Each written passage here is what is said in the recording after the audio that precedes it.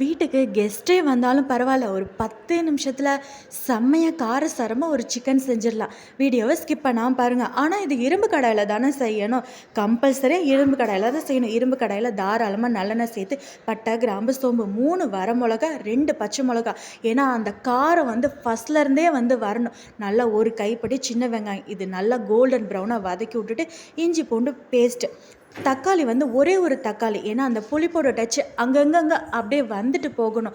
அதுக்காக மஞ்சத்தூள், உப்பு இதெல்லாம் சேர்த்து நல்லா வதக்கி விட்டுட்டு குக்கரில் ஆல்ரெடி சிக்கன் பீஸை போட்டு இஞ்சி பூண்டு பேஸ்ட்டு, மிளகு, சீரகம், வரமிளகா இதெல்லாம் பேஸ்ட்டாக எடுத்து வச்சுருக்கேன். ஏன்னா அந்த சிக்கன் வேகும்போது அந்த இஞ்சி பூண்டு பேஸ்ட்டு, மிளகு, சீரகத்தோட காரமெல்லாம் அப்படியே எலும்பு எடுத்து கடிக்கும்போது, எலும்பு கடிக்கிறவங்கள்ட்ட கேட்டு பாருங்கள், அந்த டேஸ்ட்டு வேறு லெவலாக இருக்கும். இது மதுரை ஸ்டைலில் செய்கிறனால கொஞ்சம் அப்படியே ஃபாலோ பண்ணால் தானே நல்லாயிருக்கும். அந்த பேஸ்ட் கொஞ்சம் வச்சுருக்கேன். அதை இது கூட சேர்த்து நல்லா பரட்டி விட்டு அந்த எண்ணெய் பிரிஞ்சு மசாலாவெல்லாம் பச்சை வாசனை போனதுக்கப்புறம் லாஸ்ட்டாக ஒரு டீஸ்பூன் பெப்பர் சேர்த்து, கொத்தமல்லி சேர்த்து, நான் சொல்கிறத விட நீங்கள் இதே மாதிரி செஞ்சு சாப்பிட்டு தான் பாருங்களேன்.